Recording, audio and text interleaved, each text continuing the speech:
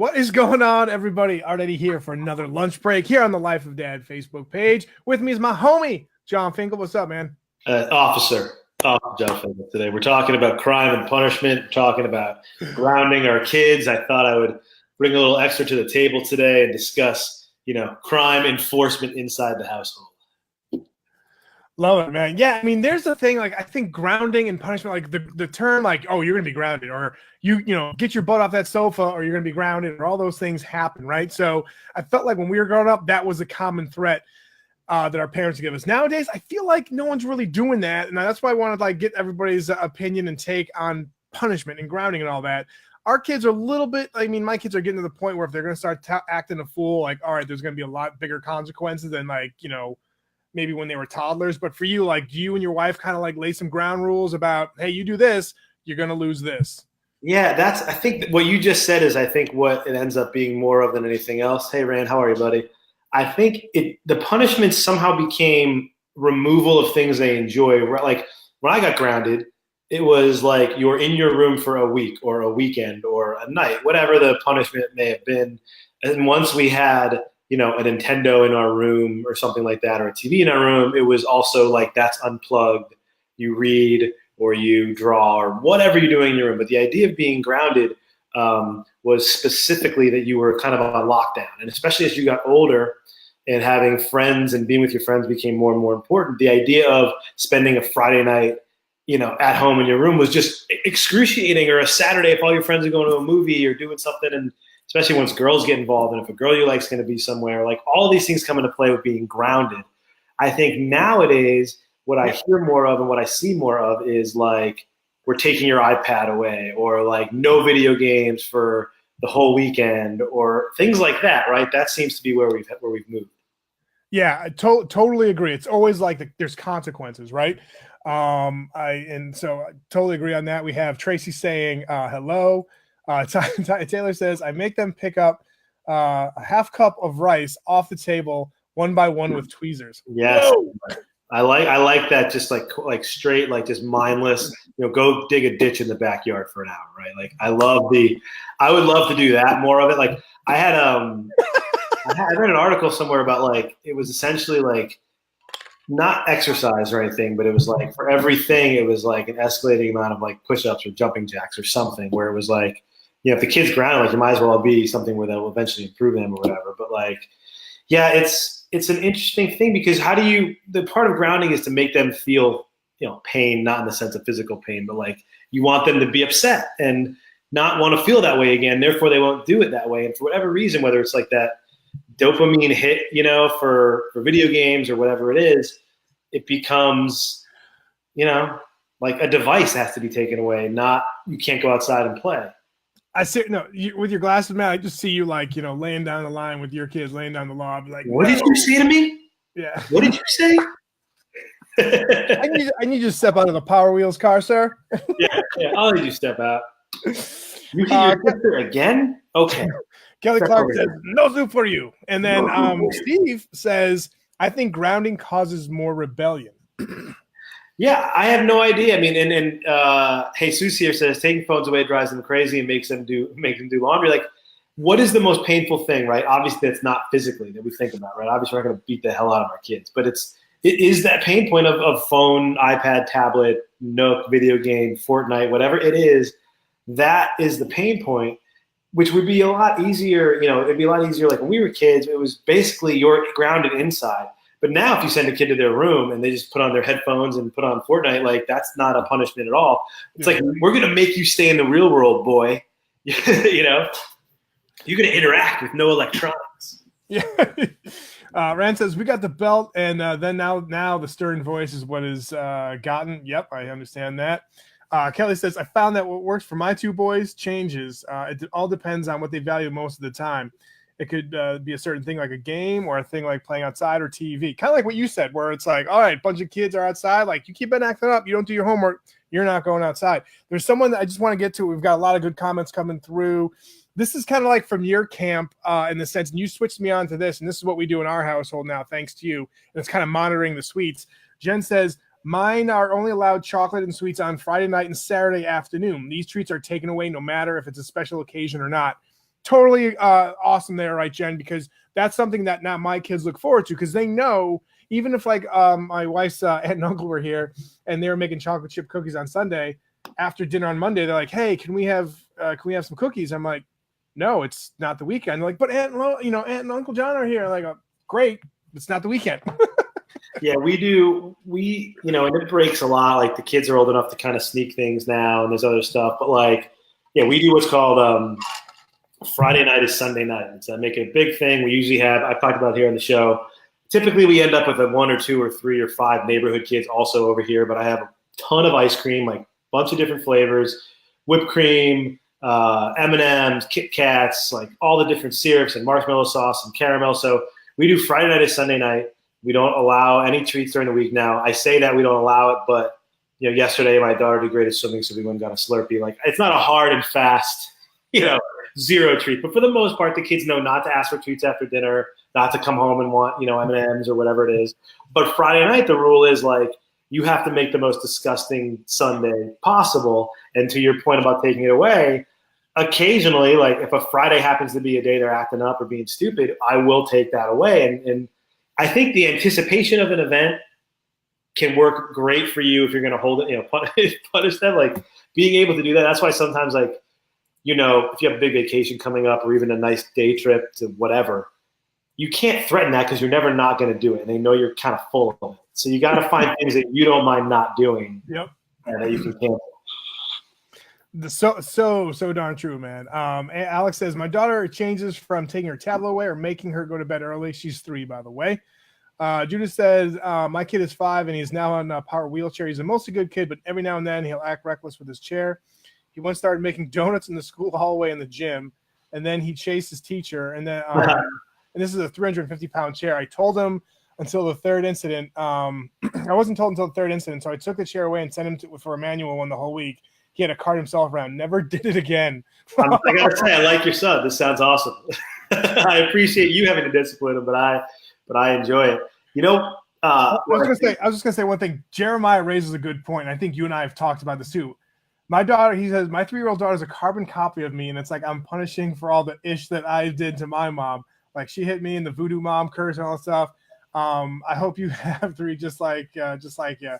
Well, thanks, Mom. So yeah, you get that, and then there's certain things. Well, they'll say something, and my wife immediately looks at me and she's like, "That's your kid," because what they're saying at the table are trying to make a funny joke, and it's like, okay, blame my genetics, but like, they still did the crime. I didn't do that, right? Yeah, there's definitely times where they do something, and you look at them and you think, I know exactly what you're thinking. I know why you said it. I know what you think was going to happen. I know everything that already happened I did and came through, and I know you're not supposed to do it, and I know you're not supposed to do it. I know you're going to turn out fine, and I actually even appreciate the joke or the thing or whatever it is you did, but I have to say the things that parents say, which is don't do that again and blah, blah, blah, blah. And every now and then I have found myself lately, especially when my son, who does do things similar to me, I'll say, like, I literally say, why are you making me act like a dad, right? Like a parent? Like, just – I don't want to say the things I'm about to say. Like, I have no interest in these words coming out of my mouth. If you hit your sister one more time, blah, blah, blah. Like, I don't even want to do it. Just save me from having to sound and act and just repeat like a robot all the things that parents have said for centuries. Just be good. Just be nice, be good. It never works. They fight all the time anyway. But so many times I'll be like, I had a recording. I took it off once, but I had a recording that basically said, like, Grant, stop hitting your sister. Like, Reese, stop hitting your brother. And I just put it on there. And especially like if I was, just annoyed or watching TV or something, I would just hit it over and over. And they'd be like, what are you doing? And I'd be like, I'm not even talking about this anymore. I just have to do that. taking crime and punishment to the next level. That's Officer John for you. I love it. Yeah. Steve Bruno says, though I'm a single father of 6, good on you, man. Wow, Keep on doing your good thing, sir. Discipline is very different, and they range from 15 to 2. So a lot of electronic confiscations all the way down to timeouts. Yeah, again, I think each child, you got to realize, this is going to sound weird, what's going to hurt them the most in regards to I know, right. What's the biggest pain point? Yeah. And there is that dynamic, like you said, where like you're all planning to go see this movie that just came out the Friday, and all of a sudden your kid's acting a fool, and you're like, stop it. Because if you're not, mom and so-and-so are going to go, and you're staying home with me. And they know what the most frustrating and effective one is? when you like forget the electronics, but like if a kid, if your kid gets like a new toy or a new thing that they really enjoy, and you hold it over them for a while. If you do this one more time, I'm going to take it away. It's going to sit. I always say I'm just going to throw it outside. I'm just going to throw it outside. When you're asleep, I always tell them I'm not going to do it right now. So don't think I'm going to go upstairs and take it. But when you're asleep and you wake up, it's gone. And I don't know why I started doing that, just to delay the pain or make them be better. Anyway, when you take something like that and you put it in your place wherever you hide stuff you want the kids to have, they never mention it. And you're like, well, A, why do we buy this thing that you love? B, it's clearly intransigent. Like you don't even have any interest in it whatsoever. I found a drawer recently, actually last night when I was moving some stuff, that had like 3 things that my daughter I know used to absolutely like covet. And I remember taking them away, I think like last March. And apparently they've never come up since. And it was such a punishment that she hasn't even bothered to accept it. Yes, Kelly, thank you. I would like to be addressed as officer at this point for the remainder of the show. We're doling out punishment. In fact, tell me what's going on with your kids, and I will dole out punishment as I see fit. He is the law. Yeah. What did you say? Yeah, that's my move too. I love that was like, that's always the cop move, but like, yeah, whenever your kid says something like that, they're mouthing off and you make them repeat it and they don't want to, there's some amazing power move, like parent flex that happens there. We'd be like, last night or 2 nights ago, my daughter called me like the meanest dad or something. And I was like, what did you say? And she's like, I was like, just tell me exactly what you said, and they're like, speaking to my good ear. Yeah. I'm like, wait a minute. So we just went for a bike ride and we stopped at your friend's house and had a snack on the way home, right? That seems really mean. You do that whole thing like where you basically make yourself feel good. And then eventually if you win, they go, oh, I'm so sorry, you're the best. If you lose, they're like, you are the meanest. And you just never know which way it's going to go. And don't you forget it. Yeah, don't you forget. Yeah, once they're all in on you being mean, it's like you haven't even seen mean. That's always one of my favorite. When I'll like when they accuse you or say something to you, and it's already gone too far where they're not going to come back and they're going to be sent to their room or whatever, I like to then double down and be like, oh, you don't think I'm being nice? Wait till you see when I'm really not nice. That's awesome. What about this one? Shane says wall sits work sometimes. Obviously, like the wall squats where you put, your back. I mean, that's teaching them a lesson, and also too, working on some squats right there, right? Wall sits are good. I think any kind of physical stuff.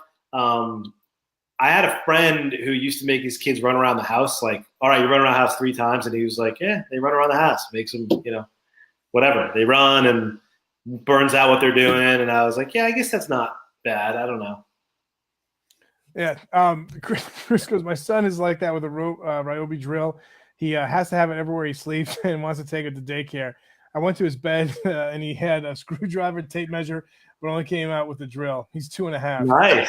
You got Tim the Toolman Taylor under there going through it. Oh, Steve Bruno. This is Steve making me not feel bad at all. Steve says, so I've been a Marine, a cop, and a state prison guard, but somehow I suck at discipline. I've been one of those things. I only play a cop on the internet, so I also suck at disciplining. So thank you, Steve. I feel like I'm in a better place now. Steve, as always, man, and for anybody who watches the show, we thank you for your service, whatever you do in the military. So thanks very much for what you're doing. So thanks very much for that. Jay saying squats, positive motivation. And then Kelly said, I've made my son sit out on the front porch as a punishment. I like that. I like the sitting out. For some reason, being alone, kids don't like to obviously be alone. And like my move was always sending them to their room is like all their stuff. So we have like a small guest room upstairs, and I'll be like, listen, I want you to sit in the chair in the guest room. And they're like, oh, no, I'll go to my room. Like, I'm like, no, you're not going to your room. You're sitting in the chair. And it's funny too. You mentioned that, like, now that you're on point with that, and there were certain times where, like, when I got in trouble or something, my parents like, go to your room. I'm like, fine, I'm just gonna play Mortal Kombat on my Sega Genesis. Like, oh, you think so? Yeah, that was always stupid when you would tell them how much fun like if they just said go to your room and you were like fine, and you went and shut the door and were quiet for an hour, which now as a parent that is all you want. Like, you don't need the specifics of what they're gonna do. You just want them sort of out of your sight and time to calm down and do whatever you're doing. Yeah. But the second you start listing why A, going to your room is awesome, and B, what you're gonna do in there that makes it fun, all that stuff comes out. No doubt. Jay says, my son wasn't listening to his mother while I was at work. Next morning, I woke up and took his Xbox with me. He didn't see it until 9:00 p.m. that day. Told him next week it's a week. Next That's time a it's a good week. move. I love confiscating things. My other move is, Jay, have you ever just, especially with an Xbox, might be a little tough, but my son loves dinosaurs. Like he has the entire Jurassic World set, like all of them. And taking away one of his dinosaurs for him is like taking away an iPad or something huge. And every now and then, if he's just doing those things that you've told him a million times, doesn't have to be big or little, but he just pushes you and pushes you, I will take them, and then I will let him know that I'm playing with them. I'll be like, "Oh, Terry T-Rex is taking down the giraffe," and he'll be like, "What are you doing? Are you playing with it?" And I'll be like, "Yeah." And I know he has like certain ones that win all the time. Yeah. So be like, "Oh, Spike," which is his stegosaurus. Like, "Oh, Spike's taking out Terry." And like, "A stegosaur would never be a tyrannosaur." Yeah, I hear him like yelling at me from upstairs, and like for some reason, like having Get back in that guest room. shut that door. But it's fun because it makes them feel like they're totally missing out on the experience of their toys rather than me just putting it in a drawer somewhere. No doubt. I mean, especially with my kids, like I've been told with my youngest sometime recently, she's like, you're ruining my life. And I'm like, how? Because like so-and-so, you wouldn't let me do this. And everyone else like brings like a pudding cup in their lunch. I'm like, that's great. All right. Yeah. And then you kind of have like, you deal with them like for a week, they've been asking like, can I have this? No. And then sometimes after they stop asking, you put something like a nice treat in there. Again, like going against the Friday and Saturday thing, but like you put a treat in there, they come back and like they remember that, and then like the next day, like, hey, where was my treat? I'm like, that was a one-time thing. Calm down. That's one of my favorite. One of my absolute favorite things as a parent in the history of being my whole life of having two kids is randomly saying yes to something that I always have to say no to. I said it before. Whatever it is, whether you're going to the same store and they always ask to get ice cream, or if you're driving somewhere and they always want to go to the park and it never works. There's things that you in your day-to-day routine with your kids and week-to-week routine just always find yourself saying no, and they're always asking. And I love just completely and totally surprising them. I wait sometimes. There's a place by us, there's like an ISIS place that they ask to go to all the time, and you just can't get it every day. And I say no 9 times. Every now and then they'll ask at like a random time in the morning, and I'll be like, yeah, let's go. And like it blows their mind. But they can't believe that I have the power to just say yes sometimes. But to your point, like the next day or the day after, they'll be like, so can we go there again? And I'm like, no, you just ruined. Now we're not going for like 2 months. Just let it be a good thing and let it go through. So true. And it's like they'll appreciate that thing even more because it's a once in a blue moon type of thing. Anthony, and we've kind of seen a lot of people saying recently right now, like they make them earn it back. I want to know, like, let us know how you guys earn things back, right? Like how do you do that? Like, is there like, do they have to do chores? Do they have to be good for like a couple of days? Because you're saying like, I take my son's stuff, leave it there, sitting there so he can see it, but we're not allowed to play, make him earn it back. How do you earn it back? And then we have Melissa Howlett says, hello, good friend, family friend of me. Hi, Melissa. She's married to Chris, who's the brother of one of my best friends growing up, Brian. Always great to see people come to the show. Thanks for checking out the show, Melissa. Appreciate that. We got Tracy kind of weighing in with a big one.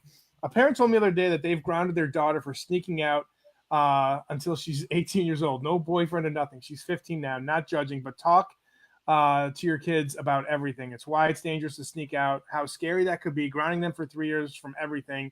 In my opinion, I just know that I would have rebelled. Yeah, earlier someone said that seems like a lot of resentment there. I think I don't know. I mean, anything over. I remember I'm trying to think of like the biggest punishments. I remember my dad told me when I got my driver's license, if I got a speeding ticket, he didn't care what, like the court said he was adding 60 days onto whatever, like he was taking my license for 60 days. And dude, I got a ticket like the 11th day I got my license. And it wasn't even a bad one. It was, 42 and a 35, but I was a kid in a Jeep and totally, and it was the most painful thing. And I think I went 8 years after that without a ticket. Like, but I think having them where they're a nice and substantial amount of time, grounding a kid for 3 years, I don't know how far that works in advance. I like the thought. I like the no boyfriends type thing for 3 years, but I don't know how it's going to work. Tracy says, in regards to my question, doing good in chores without having to ask them to is like how they do it. Yeah. Like it is funny how when my oldest, like when she was away at a sleepover, one of her chores is to clean, like anytime we're all having dinner, like even if we're not having like breakfast together because everyone's kind of doing their own thing, I'm still like in the kitchen with them while they're eating breakfast, and I'm like helping getting things ready for their school day. But like no matter who eats where and all that stuff, my oldest has to put things away, like has to put the dishes away and all that stuff. That's part of her chore. She was out at a sleepover. My youngest, the three of us were, my wife and her and I were having dinner. All of a sudden, she gets up after she eats, and she eats like she ate at a normal pace instead of like taking a snail's pace. And I don't know if it's because my oldest wasn't there, and she was like, "Ah, sweet, mommy, dad time, just me, right?" She picks up everything and puts it like near the dishwasher, and we were just like, "That's awesome, thanks so much." And she was all excited, and she didn't ask for anything, but we were like, "Want to get some ice cream or something?" She's like, "Yeah, let's go do it." So like, that's awesome. Those things where you're just like out of the clear blue. It's like, all right. But now my daughter, this is a devious thing. I'm sure I can't have the only kid who does this. When they randomly do like an amazing act that you've always asked them to do, whether it's like clean their entire room and put all their clothes away from laundry, whatever it is, out of nowhere. For me, my antenna goes up immediately, and I go, "What just happened?" For instance, last weekend, we do our kids' laundry, and I put their laundry basket in the room, and they're responsible for folding and putting away, hanging, whatever it is. So I put it in there. Usually, I don't remember, laundry like Friday night or Thursday night or over the course of a couple of days. By Sunday night, it's like, look, you've got to put your laundry away before school. Like it just takes forever. They never do it. We ask them to do it, they never do it. So out of nowhere, I think it was last Friday night or a couple Friday nights ago, I happened to go upstairs, and it was done. Like my daughter was just sitting there, like, everything's away, and I was like, "What did you do? Like, what happened?" She's like, I just know that you always want us to do it, and I don't want to do it Sunday morning. I thought I would just do it, and like you said, like get ahead of it. And I was like, "What did you do?" And it took about 4 seconds of just giving her the cop stare like this to find out that the reason she had to change her clothes is because she was playing outside and basically got all her like new stuff covered in mud. And so she thought the best way to show that she was on top of things was to throw her clothes that she had covered in mud like in the laundry, and then she put all her other laundry away. It would distract us from the fact that like she wore a new outfit that I wouldn't know, my mom, my wife would remember. And then I was just like, so you got everything muddy? Did you clean it up? And then she took me outside of where she did it. It was all over the patio, all over everywhere. And as soon as she did something like that, it was so wonderful, but also so out of the ordinary. Yeah. Our only response was like, "What is this for? What are you trying to get? What are you trying to get out of trouble for?" Yeah, that's tough because you have that like spider sense. Like, all right, what's up? One of the last comments we got going on from Kelly is like, when my oldest was around 5 to 6, he farted around and didn't clean his room. I threatened I'd clean it for him. I ended up cleaning everything out of his room, and it was bare, thinking he would miss his stuff. It backfired on me. He didn't even notice the stuff was missing. It took him a bit to realize what happened and eventually earned his stuff back. Kelly, I did that exact same thing to my son. I took out every single toy. He has like shelves, like a set of 2 or 3 shelves on the floor. And I can't remember what he did, but I just put all of them in the garbage bag. I emptied all the shelves, top shelf, the middle shelf, the bottom shelf. It was a giant bag full of toys. I was like Santa Claus. And I threw it I think I put it like in the crawl space above our garage. Kid didn't say anything for like 3 days. I didn't want to say anything. I was waiting for him to be like, "Hey," nothing. Finally, like something came up, and he was like, "Have you seen, my pteranodon?" And I was like, "I haven't." And he like went to look. He's like, "Where's all the stuff?" And I was like, "I took it 3 days ago." Like, what? Just made me mad. Like, Kelly, I'm sorry, man. You can't win with that. A, you wasted the money on the toys, so they don't really need them or want them. B, they just turn their attention to something else, so it's all fleeting, and you lose. No doubt. Jeremiah says, confiscation works good with my oldest, who's 12, but my middle child, 6, has severe autism and is nonverbal. So confiscating her iPad can cause even more of an issue. Huge episode where, and then like I feel like I lost all parental control, and now I have to help her get back home before we can even deal with whatever the issue took place the first time. Problem with this is my youngest sees this and then slickly tries to implement those tactics and tries to get whatever she wants. In the sense, if she gets the sissy fit and meltdown, why can't I give it up and go? All while not understanding why her older sister does that. So yeah, I mean that's tough, right? Consistency is honestly the hardest part, especially when they're somewhat close in age. Like, it's easy if your kids are like maybe 4 or 5 years apart, and there's such an age difference. It's like, look, you're 10 and your sister's 6 or whatever. Like, there's clearly a difference. When they're only a couple years apart, and there's no discernible difference between why one of them could or couldn't do something, or you end up doing things for the one because even they're a little older, and you immediately know, like, well, I just opened the floodgates because I have no actual answer. If like you're 6.5 and they're 8, you're not gonna be like you're way too young for that. You know what I mean? Unless there's like a height issue with an amusement park. So I have become more and more aware as my kids get slightly older and their age difference become less and less of a factor at 6 and 7, 7, 8, 8 and 9. That you just have. It's basically at this for us. It's like pretty much the same rule for both. Yep. And it doesn't work out well either way. And you heard it here first from Officer Jon Finkel. He is the law. Also too, we love this is the canine force. Nice, the canine force. Sweet. Everybody, again, this is what we love. We love everybody weighing in, sharing their thoughts on fatherhood.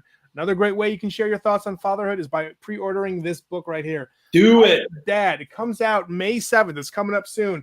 If you're new to the show, just checking us out, thanks for doing that. If you're a loyal listener, we've been kind of promoting this book. John put our heart and soul into it. Pick it up, Barnes & Noble, Amazon, Books A Million, wherever books are sold, you can pre-order it. Like I said, it comes out May 7th. And we do these shows Monday and Wednesday around 1 p.m. Eastern. We call them the lunch break. We had Sean Kingbird, a loyal viewer who always checks out the show. He was on because he pre-ordered the book and took a screenshot and sent it to us. Keep on doing that. Also, too, if you don't want to be, and if you buy that and you show that you pre-ordered, you can be a guest on this show. And if you don't want to do a live show, you can do a podcast with us on the Life of Dad show. John and I, we host a podcast Mondays and Fridays. They come out. Check us out on iTunes, Google Play, wherever. Love to have you guys be part of the show. Not just, on the comment section, but actually with us, whether it's a podcast or this. John and I appreciate everybody's support as well. So thanks. Yeah, we need you to buy the book. It's a pre-order right now. It's 20% off, which is about $13 bucks. Buy it. Send us that. We also have these cool bookmarks we can send you guys. They're like VIP bookmarks that we can send. Yeah, well, hey, look, how else do you impress Penny Benjamin? You know what I mean? There's only one way to do it. You got to buzz the tower. Appreciate it. This is my crime and punishment look, in case you're wondering. So, yeah, buy the book. It means a ton to us. It helps us get the Life of Dad book to number 1 on the New York Times bestsellers, which is our goal. Comes out May 7th. Pre-order it today. Send us a screenshot. We'll do all kinds of cool promotion for you on there. I appreciate it. He definitely drinks tea if he knew it was pu'er tea. You know what I'm saying? Oh, there you go. Nice. It's got the air at the end. All right. So for John and myself, you guys have a great rest of the week. We'll see you all next Monday. And John, who do you think is going in the championship game? NCAA, man. I'm out at this point and everything. So why not Auburn? Why not just like have a random team win it all? Auburn, Texas Tech, and throw the whole thing into it. Throw it into a whole ball of wax. Everyone's brackets are busted, and then if Auburn wins, Charles Barkley will just have a nonstop parade through the streets. I went to JMU, and so our JMU's sort of arch rival is UVA. So I'm not going to root for UVA, even though I like what they do. I like their squad. So I think I'm going to root for like Texas Tech. I think it'll be fun. Auburn, I've always historically football, but like why not? It'd be cool, someone different to win. I'm fine with it. Yeah, no doubt. I'd like to see Auburn go take it. Daryl, thanks so much for checking out the show. We're on Monday, Wednesdays, 1 p.m. Eastern, 10 a.m. Pacific. And you can also check out the Life of Dad show as well on iTunes, Google Play, all that good stuff. Go to lifeofdad.com. We appreciate you listening. No traffic violations with our traffic on the show. Thank you very much. All right, you guys have a good rest of the week. We'll see y'all next week. Peace.